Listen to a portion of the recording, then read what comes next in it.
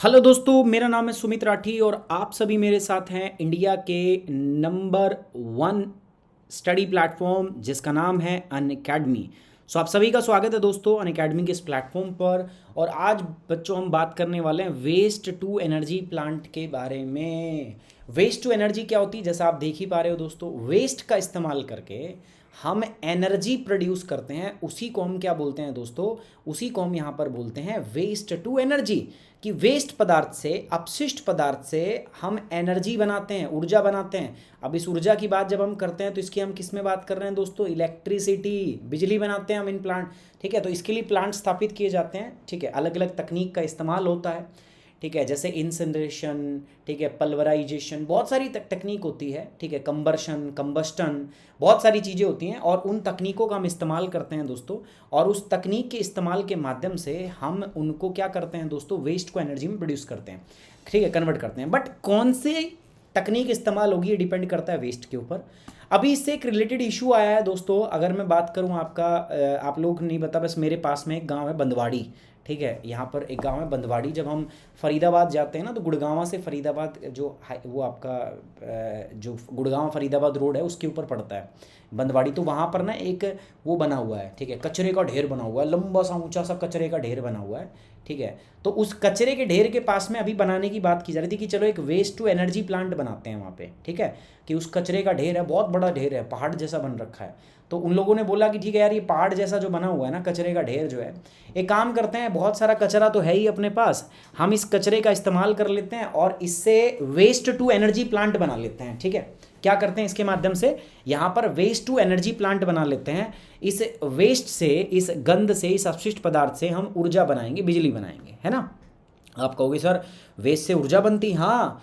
1 ton अगर आपका waste है ना, 1 टन आपका वेस्ट है, तो उससे इतनी बिजली बन सकती है कि एक आदमी का पूरा घर लगभग 1 महीने तक चल सकता है। सोच लो आप, ये तो बहुत अच्छी चीज़ है ना भाई। अगर वेस्ट पदार्थ से आप ऊर्जा बना सकते हो तो बहुत अच्छी चीज़ है। ये रिन्यूएबल भी हो सकती है ना, नवीकरणीय भी हो सकती है ना। तो उससे संबंधित हम बात यहाँ पे करने वाले हैं। तो हाल ही में एक प्रोटेस्ट हुई है, प्रोटेस्ट के कई सारे कारण थे, है ना। अब प्रोटेस्ट क्यों होगी, देखो यार, एक तो कूड़ा कचरा जहाँ डलता है वहाँ वैसे ही बदबू मारती है, ऊपर से आप उस कूड़े कचरे को जलाओगे, उसमें एनर्जी वाला आप सिस्टम इंट्रोड्यूस करोगे, तो इस इलाके के अंदर में बदबू बहुत ज़्यादा फैलेगी, लोगों को बहुत सारी हार्मफुल गैसेस निकलेंगी जिनसे लोगों को दिक्कत होगी यार, है ना। और दूसरी बड़ी बात क्या है ना, ये जहाँ पर ये प्लांट लगाने की बात की जा रही है दोस्तों, वो आपका एक बायोडाइवर्सिटी रिच एरिया में है जिसको हम बोलते हैं अरावली। इसीलिए थोड़ा सा डिबेट यहाँ पे हुआ है।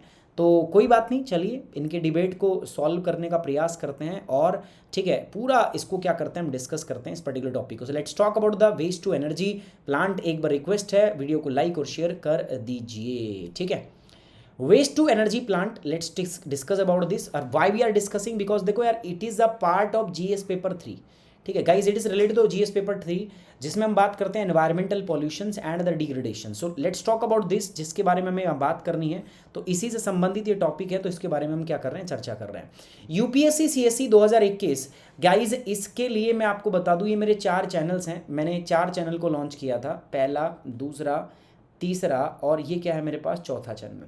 ठीक है, आप जनरली मेरे से इस चैनल पे जुड़े में यूपीएससी 101, मैं चाहता हूँ यार ये भी अपना ही है, ये भी अपना ही है, ये भी अपना है, चारों मेरे ही चैनल। अगर आप मेरे साथ जुड़े रहना चाहते हैं ना, और चाहते हैं मेरी कोई भी क्लास मिस ना हो, तो guys please please please subscribe all these channels. ठीक है, चारों के चारों चैनल को आप क्या कर लीजिए, सब्सक्राइब। ये मेरी छोटी सी रिक्वेस्ट है आपसे। ठीक है, इसके अलावा अगर मैं बात करूं, आप मेरे साथ अनअकैडमी ऐप पर भी जुड़ सकते हैं। अनअकैडमी ऐप पर अगर आप मेरे साथ जुड़ना चाहते हैं तो करना कुछ नहीं है, बस you just find me with the name of Sumit Kumar. ठीक है, मेरा ऐप पे नाम सुमित कुमार है और मुझे फॉलो कर लो। ठीक है, मुझे क्या कर लो, फॉलो कर लो। उसके बाद क्विज़ हो, स्पेशल क्लास हो, प्लस कोर्स हो, ये सारी आपको मेरे साथ मिलके आप सारी चीज़ों को कर सकते हैं।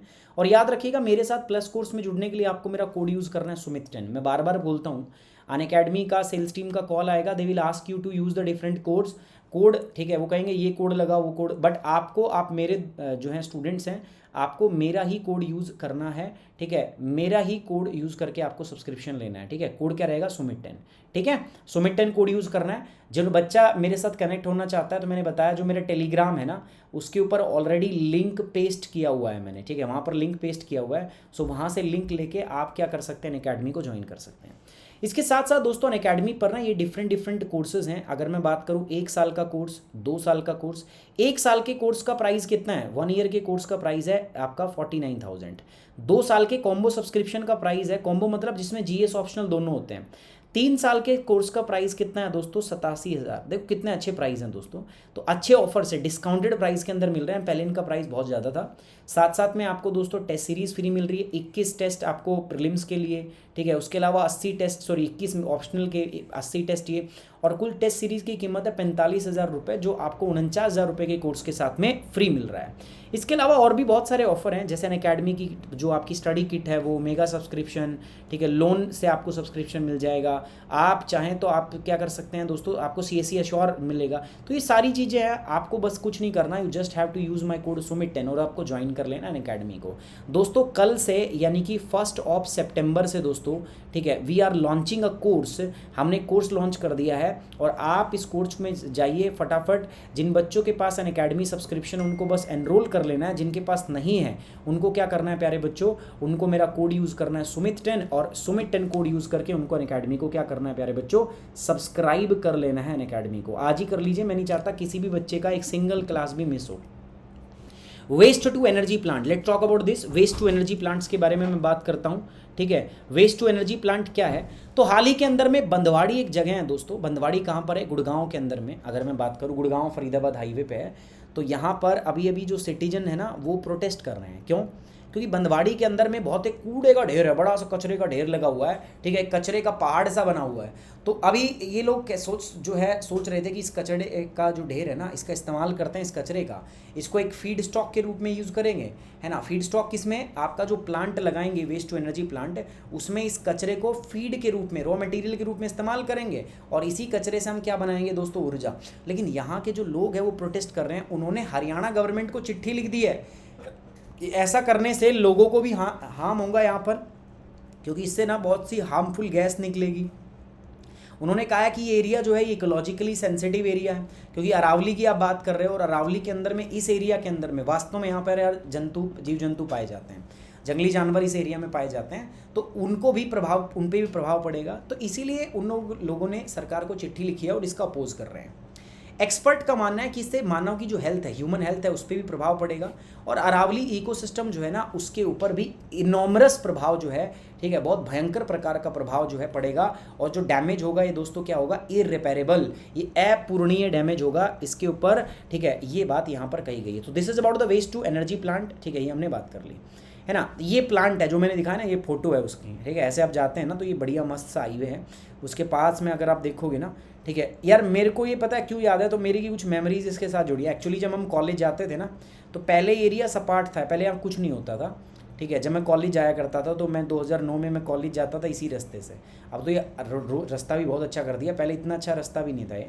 तो 2009 के अंदर जब मैं कॉलेज जाता था यहाँ कुछ नहीं था, बट 2011-12 के अंदर में यहाँ कचरा पड़ना स्टार्ट हुआ था, 11-12 के आसपास मान लो आप, ठीक है। और आज आप देखोगे ना तो यहाँ पर कचरे का एक पूरा पहाड़ बन गया है, ठीक है, एक पूरा पहाड़ यहाँ पे बन गया है। पहले ये एरिया, ठीक है, अब ये बढ़ता जा रहा है, बढ़ता जा रहा है, बढ़ता जा रहा है, बढ़ता। तो इसमें कहाँ का कचरा जा रहा है दोस्तों, गुड़गांव म्यूनसिपल कॉरपोरेशन का, ठीक है, फरीदाबाद वाला, तो वो कचरा यहाँ पे आ रहा है। NCR दिल्ली वाला कचरा भी यहाँ पे डंप किया जा रहा है। अब ये कहने कि जो कचरा इकट्ठा हो रहा है ना, कि चलो इसको इस्तेमाल करते हैं, इसके अंदर में, इस कचरे में बहुत सारे आपके क्या होंगे दोस्तों, ठीक है, बायोफ्यूल्स के रूप में हम इसका इस्तेमाल कर सकते हैं, ठीक है। यहाँ पर ऑर्गेनिक वेस्ट होगा, इनऑर्गेनिक वेस्ट होगा, प्लास्टिक वेस्ट होगा, तो उसको हम अलग अलग तकनीक का इस्तेमाल करके बर्न करते हैं और कोशिश करते हैं कि इस वेस्ट को किस में बदला जा सके दोस्तों, इस वेस्ट को एनर्जी में बदला जा सके। इसके लिए दोस्तों प्रयास यहाँ पर अभी किए जा रहे हैं। सेवरल सिटीजन ग्रुप ने अभी Haryana state pollution control board को ना चिट्ठी लिख दी है। उन्होंने बोल दिया कि यार इससे तो बहुत बड़ी दिक्कतें होंगी, ठीक है, there is the serious concern, serious objection about the same. उन्होंने बहुत गंभीर आपत्ति जताई है कि ये तो बहुत गलत चीज़ है, ऐसा नहीं होना चाहिए। अब जब बात आई है तो मैं बताना चाहूँगा sir, what exactly is the waste to energy. Waste to energy होता क्या है, नाम से ही आप समझ गए ना प्यारे बच्चों। इसमें हम क्या कर रहे हैं, वेस्ट का इस्तेमाल करेंगे और उससे हम बिजली बिजली बनाएंगे, या उसे हीट बनाएंगे, या किसी और प्रकार का फ्यूल जो है ईंधन हम बना लेंगे, ठीक है। तो यहाँ पर हम क्या करने वाले हैं, वेस्ट टू एनर्जी। तो waste to energy is basically a process in which हम वेस्ट को यूटिलाइज करेंगे, ठीक है, हम वेस्ट को यूटिलाइज करेंगे और उसको हम किस में कन्वर्ट करेंगे, आपका एनर्जी में कन्वर्ट कर लेंगे। So this is the purpose, ठीक है, ये यहाँ पर क्या है दोस्तों, आपका पर्पज है, ठीक है, डन। चलिए, अब इसमें बहुत सारे लोग इन्वॉल्व हैं, इसमें बहुत सारे स्टेक होल्डर हैं, क्योंकि ऑब्वियस बात है अगर आप वेस्ट टू एनर्जी बनाओगे ना तो इसमें बहुत सारे लोग इन्वॉल्व होंगे, जैसे जो लोकल काउंसिल है, म्यूनसिपल कॉरपोरेशन, जो काउंसिल जो यहाँ कचरा डालती हैं, है ना, जो म्यूनसिपल वेस्ट को मैनेज करती हैं, वो इसमें शामिल होंगे। बहुत सारे बिजनेस पर्सन लोग यहाँ पे शामिल होंगे, है ना, क्योंकि एक एनर्जी सेक्टर है, एनर्जी सेक्टर है तो बहुत सारे ऐसे लोग होंगे जो ये बिजनेस ही करते हैं यार प्रॉपर, ठीक है, उनका काम ही है ये, मतलब इस कूड़े का इस्तेमाल करना, इससे बिजली बनाना, ठीक है, वो लोग भी इसमें इन्वॉल्व होंगे। फिर इसमें एनर्जी यूज़र आ जाते हैं जो इससे बनी हुई ऊर्जा का इस्तेमाल करेंगे, है ना, जो ऊर्जा जनरेट करेंगे, जनरेटर ऑफ द वेस्ट, ठीक है। फिर बात करेंगे उसकी जो वेस्ट जनरेट करेगा। तो बहुत सारे स्टेक होल्डर्स हैं इसमें इन्वॉल्व हैं, सबको ध्यान में रखते हुए इस मुद्दे का हम एनालिसिस करेंगे, है ना।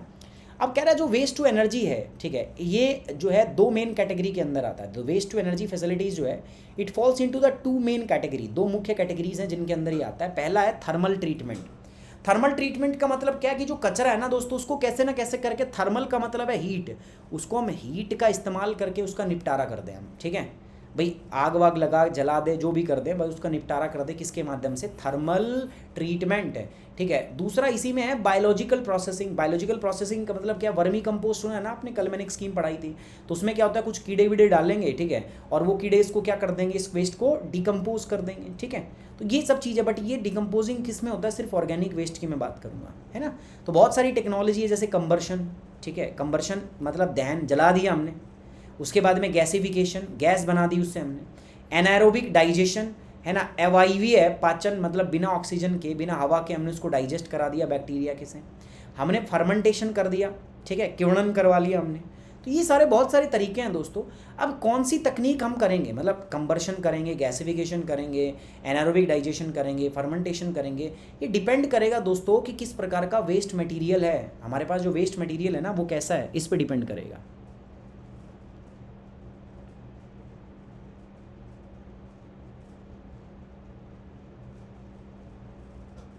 ठीक है, डन।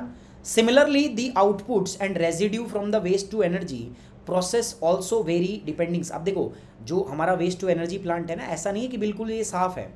आप ये जो कूड़ा कचरा है जो हमारे पास वेस्ट है, आप अलग अलग प्रोसेस के द्वारा मान लो उसको जलाते हो, कंबस्ट करते हो, बर्न करते हो, तो उसमें क्या होगा ना, कुछ बाय प्रोडक्ट भी बनेंगे ना, बाय प्रोडक्ट कह दो या एंड प्रोडक्ट भी बनेंगे, ठीक है, there will be some by product और द एंड प्रोडक्ट। अब ये कैसे बनेंगे ये भी डिपेंड करता है, ठीक है, किस प्रकार के प्रोडक्ट्स बनेंगे और इनका जो है एनवायरनमेंट पे क्या प्रभाव पड़ेगा, वो भी हमें ध्यान में यहाँ पर रखना पड़ेगा, ठीक है।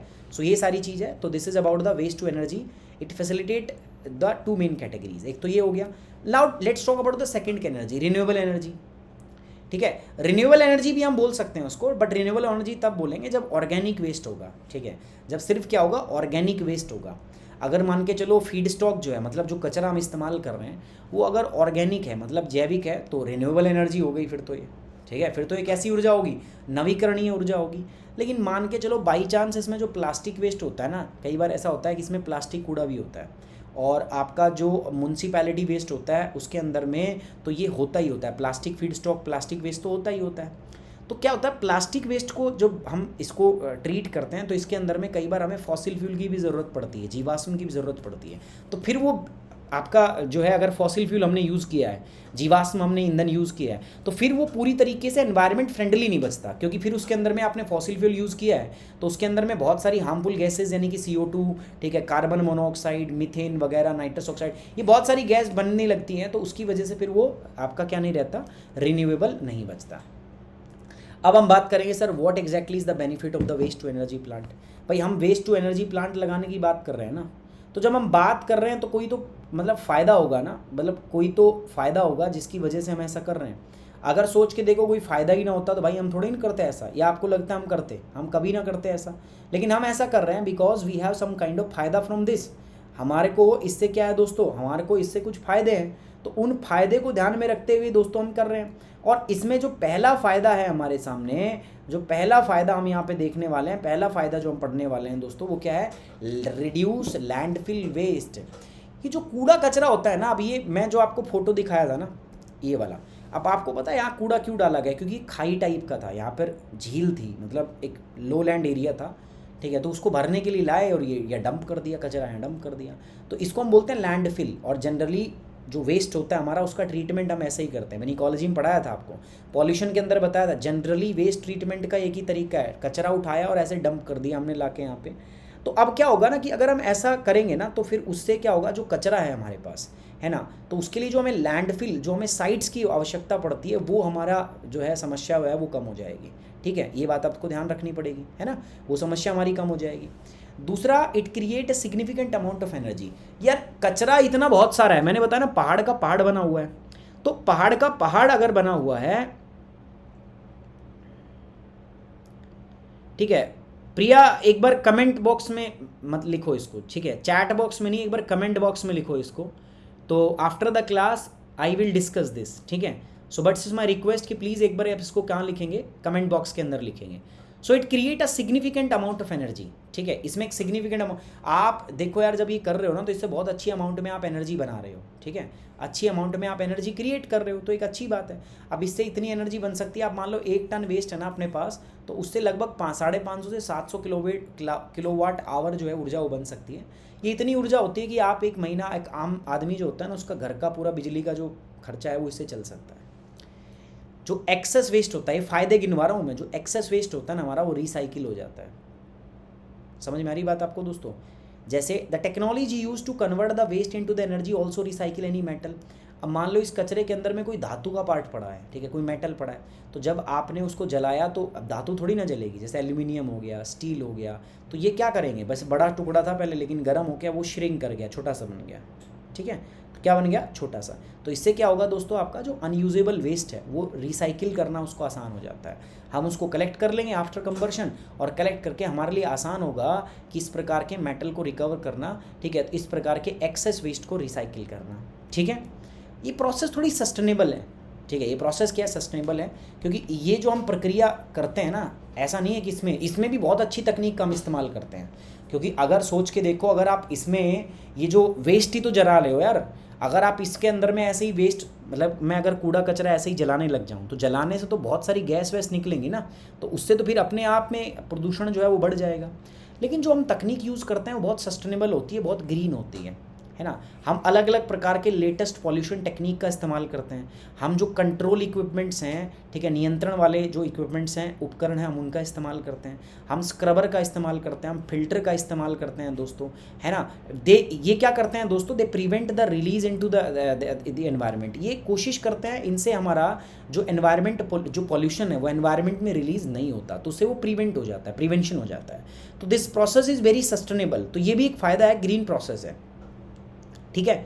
इसके अलावा अगर हम बात करें तो क्या होता है, कई बार जब वेस्ट टू एनर्जी कर रहे हो ना, तो इसमें जो बाय प्रोडक्ट बनता है, बाय प्रोडक्ट कह दूं मैं, या मैं कह दूं एंड प्रोडक्ट, सही वर्ड है मेरे पास एंड प्रोडक्ट। तो जो मेरे पास एंड प्रोडक्ट बनता है ना, तो ये जो एंड प्रोडक्ट मेरे पास बना है ना, कई बार क्या होता है, ये एंड प्रोडक्ट का आप इस्तेमाल कर सकते हो एज अ फर्टिलाइजर, ठीक है।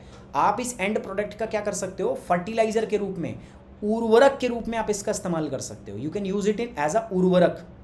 If residue is put to such a beneficial use, additional specification, certification, monitoring requirement will apply। तो आप ये देखो, आप समझ रहे हो, आपने वेस्ट से एनर्जी भी बना ली, ठीक है, आपने वेस्ट से क्या बना ली, एनर्जी, और जो बचा, जो बाय प्रोडक्ट बचा, जो एंड प्रोडक्ट बचा दोस्तों, आप उसका इस्तेमाल किस में कर रहे हो, आप फर्टिलाइजर के अंदर में। तो मतलब सोने पे सुहागा वाली बात है ना ये तो। अब सर लेकिन इतना आसान होता, इतनी अच्छी बात होती तो यार लोग इसको चैलेंज नहीं करते हैं। लोग इसको क्या कर रहे हैं प्यारे बच्चों, चैलेंज कर रहे हैं। लोग इसकी क्या कर रहे हैं दोस्तों, लोग इसका विरोध कर रहे हैं। लोग कह रहे हैं कि नहीं यार ये ठीक नहीं है। अब अगर ऐसा हो रहा है दोस्तों, तो कुछ ना कुछ तो प्रॉब्लम है ना, नहीं लगता आपको भाई? अगर ऐसा हो रहा है तो there might be some problem, है ना। तो इसके पीछे क्या होगी दोस्तों, कुछ प्रॉब्लम होंगी। एंड लेट अस डिस्कस कि वो प्रॉब्लम क्या है, ठीक है, वो प्रॉब्लम क्या है, उसी के बारे में हम यार चर्चा करने का यहाँ पर क्या करेंगे, प्रयास करेंगे। उसी के ऊपर हम डिस्कस करेंगे कि what are the different problem जिनकी वजह से ये सब चीज़ यहाँ पर हो रही है। Are you getting my point or not? ठीक है, उम्मीद कर रहा हूँ आप मेरी बात समझ पा रहे हो। हाँ भाई, समझ पा रहे हो कि नहीं समझ पा रहे? जल्दी से बताएंगे सारे के सारे बच्चे। समझ पा रहे हो तो ओके की रिपोर्ट करनी है, नहीं समझ पा रहे हो तो बता दो यार, ठीक है। फिर देखते हैं भाई, नहीं समझ पाओगे तो कुछ करेंगे ही। ठीक, चलिए, पहला रॉन्ग इंसेंटिव। यार कचरे का आप इस्तेमाल कर रहे हो, ठीक है, कचरे का, कूड़े कचरे का आप इस्तेमाल कर रहे हो किस में, एनर्जी बनाने में। तो ये लोगों को गलत प्रकार से उत्साहित करेगा, मोटिवेट करेगा। हमारी बहुत सारी इंडस्ट्री हैं जिनको हमने क्या कह रखा है कि भैया जो तुम कचरा बनाओगे ना उसको तुम खुद रिसाइकिल करोगे। हमने एक नियम बना रखे हैं ना, आप रिसाइकिल करोगे या आप कम से कम कचरा जनरेट करोगे, ठीक है। अब लेकिन उनको जब पता चल जाएगा कि अच्छा कचरे से ऊर्जा बन सकती है, बहुत लो कॉस्ट, ठीक है, तो वो क्या करने लगेंगे, वो सीरियसनेस ख़त्म हो जाएगी। समझ में आ रही बात आपको? उनको गलत प्रकार का प्रोत्साहन मिलेगा, उनको लगेगा यार अच्छा हम तो कचरा जनरेट कर रहे हैं तो ज़्यादा कचरा जनरेट करेंगे ना ताकि ज़्यादा बिजली बन सके, तो वो गलत एक इंसेंटिव जाएगा।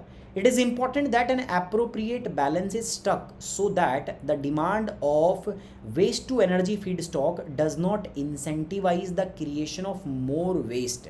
ऐसा नहीं होना चाहिए कि यार उससे ज़्यादा वेस्ट बनने लग जाए, लोग ज़्यादा वेस्ट क्रिएटर करने लग जाएं, ठीक है। जैसे अगर आप मान लो ऐसा होगा तो कई बिजनेसमैन ऐसे होंगे, बिजनेस ऐसे होंगे जो वेस्ट रिडक्शन जो है उनके ऊपर जो टारगेट है उनको वो रिलैक्स कर देंगे, ठीक है, कहेंगे ठीक है यार छोड़ना, इतनी टेंशन क्यों लेनी, जब हमारा कचरा जो है उससे बिजली बन जाएगी तो ठीक है, अच्छी बात है ना, बिजली तो बनेगी, लो कॉस्ट। गलत इंसेंटिव जा रहा है, गलत प्रोत्साहन जा रहा है, ठीक है, ये नहीं होना चाहिए। दूसरा दोस्तों क्या है दोस्तों, lot of pollutions of different type में भी क्रिएटेड। इससे क्या होता है दोस्तों, बहुत सारी उल्टी सीधी हार्मफुल गैस निकल सकती हैं, है ना। जब आप वेस्ट टू एनर्जी बनाओगे ना तो इसमें बहुत सारी अलग अलग प्रकार की गैस निकल सकती हैं जिससे हवा प्रदूषित होती है। ये आपके आसपास के वाटर को कंटामिनेट कर सकता है और इसमें ऐसा कुछ बन सकता है जो पर्यावरण के लिए दोस्तों क्या हो सकता है, हानिकारक हो सकता है। जब आप कंबस्ट करते हो या किसी प्रकार से इनका ट्रीटमेंट करते हो तो बहुत सारी टॉक्सिक गैस जो राख है वो क्रिएट हो जाती है जिसमें बहुत सारे हैवी मेटल्स होते हैं, ठीक है। अब इनके प्रभाव क्या है वो मैं ऑलरेडी आपको इकोलॉजी के अंदर में पढ़ा चुका हूँ, समझ में आ रही बात आपको, ठीक है। ये चीज़ है। ग्राउंड वाटर को भी पॉल्यूट कर सकते हैं क्योंकि इससे लीचिंग हो सकती है and they can also pollute the ground water. हमारे ग्राउंड वाटर जो है उसको भी, भूजल को भी प्रदूषित कर सकते हैं। हवा की क्वालिटी बहुत वर्स हो जाएगी, ये तो पता है ना। आप मान लो कंबस्ट करोगे, इस कूड़े को जलाओगे तभी तो ऊर्जा बनाओगे, तो उससे भाई साहब आपकी हवा की जो कैपेसिटी, एम्बियंट एयर क्वालिटी बहुत पुअर हो जाएगी, लोग रहेंगे नहीं यार, ठीक है, आसपास बदबू मारेगी, बहुत सारे कीड़े मकोड़े मच्छर वो जनरेट हो जाएंगे और इससे बहुत सारे हेल्थ हैजार्ड्स जो है, आपके स्वास्थ्य संबंधी खतरे जो हैं वो उत्पन्न हो जाएंगे, ठीक है। हवा जो है वो बेकार हो जाएगी, मिट्टी की गुणवत्ता ख़राब हो जाएगी, ठीक है, बहुत सारी मतलब गंद मच जाएगी वहाँ, बहुत सारे रोडेंट्स हो जाएंगे, चूहे हो जाएंगे, बहुत सारी फ्लाइज वहाँ पे, मच्छर मक्खी टाइप के वो बन जाएंगे, तो एयर क्वालिटी ख़राब कर रहा है। बायो सिक्योरिटी रिस्क भी है यार आपका। कई बार क्या होता है ना, देखो अभी वैसे तो हमारे पास सॉलिड वेस्ट मैनेजमेंट रूल है जो मैंने आपको पढ़ाए थे, सॉलिड वेस्ट मैनेजमेंट रूल 2016 पढ़ाया था मैंने आपको। तो सॉलिड वेस्ट मैनेजमेंट रूल 2016 के अंदर में मैंने आपको क्या बताया था, ठीक है, मैंने आपको क्या बताया था दोस्तों, इसके अंदर में मैंने आपको समझाया था, ठीक है, कि आप बेसिकली वेस्ट टू, इसके अंदर में क्या है, जो आपकी म्यूनसिपल काउंसिल है या कॉरपोरेशन है वो इस वेस्ट को कलेक्ट करेगी, ठीक है, इकट्ठा करेगी और इस कलेक्ट करने के बाद में वो ले जाके डंप करती है। और कलेक्शन अलग अलग तरीक़ों से होता है, ऑर्गेनिक वेस्ट को अलग से किया जाएगा, बायोमेडिकल वेस्ट को अलग से, तो ऐसा होता है। लेकिन यार आज तक गवाह है दोस्तों, इस कानून के लागू होने के बाद इतना टाइम हो गया है, 4-5 मतलब 6 साल ऑलमोस्ट हो गए हैं, लेकिन अभी भी म्यूनसिपल कॉरपोरेशन इसको ढंग से फॉलो नहीं करती। वो सब मिक्स इकट्ठा करती है, मतलब ऐसे गद्द मद्द कूड़ा इकट्ठा करती है और उस कूड़े की ट्रांसपोर्टेशन से वो जो अनप्रोसेस ऑर्गेनिक वेस्ट जो है उससे दोस्तों बहुत सारे बायो सिक्योरिटी रिस्क आपके उत्पन्न हो सकते हैं। आप समझ रहे हो, बहुत सारी पेस्ट उसमें जो है, डीमक वीमक, बहुत सारी फ्लाइज, मच्छर अलग अलग प्रकार के, तो उससे बहुत सारी बीमारियां उत्पन्न हो सकती हैं, ठीक है। आप मेरी बात समझ रहे हो दोस्तों। ये this will also effects the adverse immunity, ठीक है, through the order noise and local transport congestions, dust and vermin, they depends on the feed stock and treatment method use. Reasons क्या हैं दोस्तों प्रोटेस्ट के, लोग क्यों विरोध कर रहे हैं दोस्तों। पहला एंटी पब्लिक हेल्थ, पब्लिक जन विरोधी स्वास्थ्य, मतलब लोगों के स्वास्थ्य के क्या है दोस्तों अगेंस्ट है, this is anti public health, public की हेल्थ के क्या विपरीत है, लोगों की हेल्थ खराब हो रही है यार इससे, ठीक है, ये एंटी पब्लिक हेल्थ है। इसीलिए स्टेट गवर्नमेंट को चिट्ठी लिखी जा रही है, वो कह रहे हैं इससे हमारी हेल्थ पे प्रभाव तो पड़ेगा, पर साथ साथ में अरावली इकोसिस्टम जो है उस पर भी बहुत सारा इनॉर्मस आपका प्रभाव पड़ेगा और एक इररिपेरेबल डैमेज होगा उसको, मतलब ऐसा डैमेज होगा अरावली को जिसको आप दोबारा रिपेयर नहीं कर पाओगे कभी। सरकार कह रही है अच्छा ऐसी बात है। आप देख लो म्यूनसिपल ट्रक जाता है तो कितनी गंदी स्मेल आती है। अब ऐसा कचरे का ढेर होगा तो क्या होगा, और उस कचरे के ढेर से ऊर्जा बनाओगे, ट्रीटमेंट करोगे तो क्या होगा, यू कैन इमेजिन। साथ साथ में एनवायरमेंटल डिजास्टर्स एंड अनसस्टेनेबल, देखो ये पर्यावरण के रूप से अगर आप देखोगे ना तो ये बहुत विनाशकारी है और एकदम भी टिकाऊ नहीं है, अनसस्टेनेबल है भाई। ये चीज़ें बहुत लंबे टाइम तक नहीं कर सकते। नॉट इन इंडिया, भारत में तो खैर अभी भी हम इतने डेवलप भी नहीं किए हमने वेस्ट टू एनर्जी प्लांट। बहुत सारे वेस्टर्न कंट्री हैं जिनने बना के भी छोड़ दिए, लेकिन वहाँ पर भी उन्होंने देखा है डेवलप्ड कंट्री के अंदर में कि दिस इज़ नॉट अनसस्टेनेबल, स्थिर नहीं है, चल नहीं सकता, ये बहुत डिजास्टर्स चीज़ है, बहुत सारी दिक्कतें इससे होती है। ठीक है। दूसरा, जो हमारी म्यूनसिपल कॉरपोरेशन काउंसिल जो होती हैं दोस्तों, यार वो अपना सॉलिड वेस्ट मैनेजमेंट रूल जो है 2016 उसको क्या करती हैं, वायलेट करती हैं। ठीक है, उसको क्या करती हैं, वो वायलेट करती हैं। ठीक है, उसका उल्लंघन करती है। और इस उल्लंघन से क्या होता है प्यारे बच्चों, इस उल्लंघन से, सॉलिड वेस्ट मैनेजमेंट रूल 2016 के उल्लंघन से यहाँ पर बहुत प्रॉब्लम होगी। मैंने बताया ना भाई, करना क्या चाहिए, सॉलिड वेस्ट मैनेजमेंट रूल कहता है कि आपको अलग अलग वेस्ट कलेक्ट करना है, वेस्ट को सेग्रीगेट करना है अलग अलग। लेकिन ये भाई साहब तो करते ही नहीं है ऐसा, ये तो गद्द पद करते हैं, एक साथ इकट्ठा करते हैं, उसको फेंक देते हैं, डंप कर देते हैं। लेकिन उससे भी क्या होता है दोस्तों, बहुत प्रभाव पड़ेगा। ठीक है, उससे बहुत प्रभाव पड़ेगा। मिक्स्ड वेस्ट कलेक्ट होता है तो फिर वो एफिशिएंसी भी नहीं आ पाएगी ना। उसी में आपने प्लास्टिक मिक्स कर रखा है, उसी के अंदर बायोडिग्रेडेबल वेस्ट है। अगर सेग्रीगेट हो जाए, अलग अलग हो जाए कूड़ा कचरा, तो ज़्यादा बेटर आप उसका इस्तेमाल कर सकते हो। ठीक है। दूसरा यार, जिस एरिया में आप ये डाल रहे हो बहुत इको सेंसिटिव एरिया है। ठीक है, वहाँ पर मतलब अरावली के एरिया में डाल रहे हो, बहुत सारे पशु वहाँ रहते हैं, बहुत सारे जीव जंतु वहाँ रहते हैं, तो इको सेंसिटिव एरिया है, अरावली वाला एरिया है। ठीक है, एक रिच जोन है, इको सेंसिटिव जोन है। साथ साथ में दोस्तों ये नेशनल कैपिटल रीजन के अंदर आता है, एनसीआर के अंदर आता है, तो वो एक प्रॉब्लम है। ठीक है, बदबू हो जाएगी। कल को आप यहाँ जलाओगे, इस वेस्ट टू एनर्जी प्लांट लगाओगे, दिल्ली के अंदर में सर्दियों में पॉल्यूशन और बढ़ जाएगा, जो ऑलरेडी बहुत ज़्यादा है ना। साथ साथ में ये जो बेल्ट है बहुत रिच वाइल्ड लाइफ एरिया है, यहाँ पर बहुत सारे जीव जंतु पाए जाते हैं। ये कॉरिडोर है between Asola Bhati wild life sanctuaries in Delhi से लेकर आपका सरिस्का इन राजस्थान। तो ये एक रिच बायोडाइवर्सिटी एरिया है, तो हमें इसको डिस्टर्ब नहीं करना चाहिए, है ना।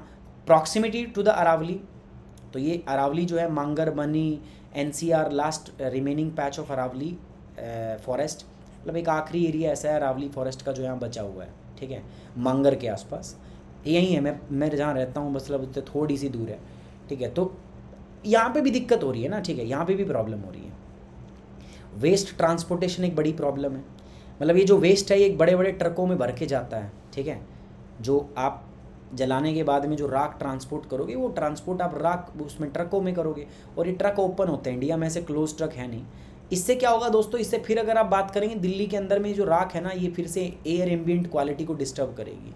PM 2.5 और PM 10 जो है हो सकता है वो बढ़ जाए आपका, समझ में आ रही बात। तो ये दिक्कत है। फिर ये राख को आप कहीं पे भी फेंक दोगे, उससे क्या होगा, सॉइल में दिक्कत होगी, सॉइल पॉइजनिंग हो सकती है, अंडरग्राउंड जो वाटर है वो आपका लीचिंग होने की वजह से वो दिक्कत हो सकती है। साथ साथ में यार जो इसमें मैटर, अब मैंने क्या बताया, इसको जलाया जाएगा तो जो धातु होगी वो बन जाएगी।